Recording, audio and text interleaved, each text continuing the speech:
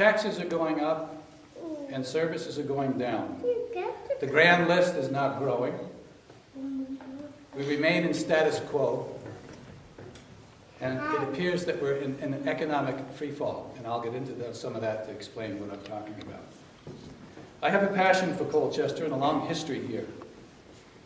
And I have a great relationship, I think, with this town. So I feel like I need to get into it and get something done.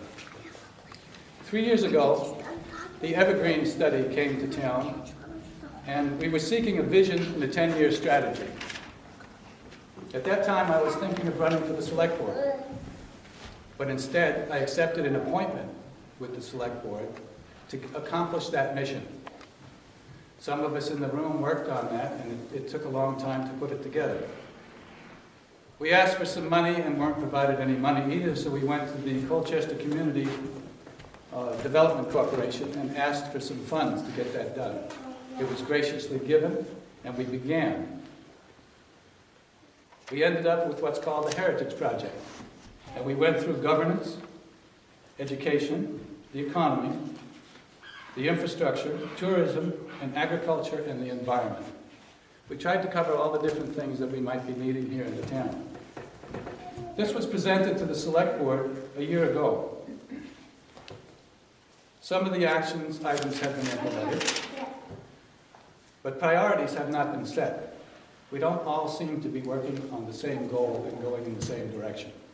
The town plan was due in July. Without a town plan, we can't function. As chair of the Planning Commission, I'm responsible for that town plan. And when I went to the select board, their answer was to extend the current plan for 5 years. That's another status quo. In arguing at that time with the select board, I was told, well, let's make it 6 months. 6 months is up today. We still have no plan. The other evening, I went to the select board and asked them for a date, and I didn't receive one.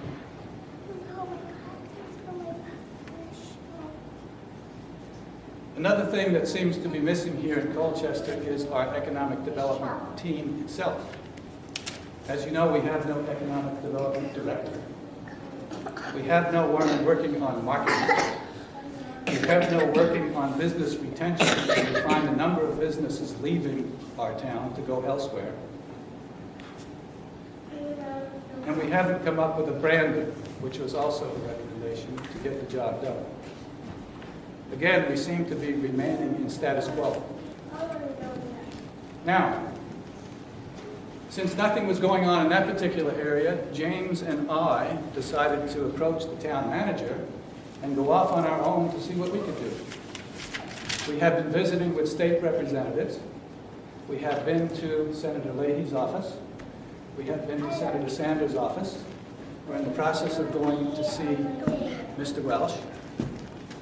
They're all supportive. We have been to see the business people up in Montpelier to the AIB luncheon, and we listened to past Governor Jim Douglas, current Governor Mr. Shumlin, and also Randy Brock speak at that meeting, and they all talked about things that we could be possibly doing in business. We also invited the Secretary of Commerce, State Secretary of Commerce, to come and talk to the staff here in Colchester. His Assistant Secretary, Liz Moulton, also came to visit with us. We invited Brent Raymond, who's the proponent of the EB5 program that's working so well up in the Northeast Kingdom. And we have Ms. Powden arranging for us to meet with Bill Stenger up in Jay to see how he's developing the Northeast Kingdom. As you know, he just received and is working with $600 million to pull that from where it is. We also met with the Greater Burlington Industrial Corporation. Now, interesting enough, all of these people are interested in Colchester. They're interested in helping us, and their question was, what do you need? What do you want? Show us your plan. We don't have one.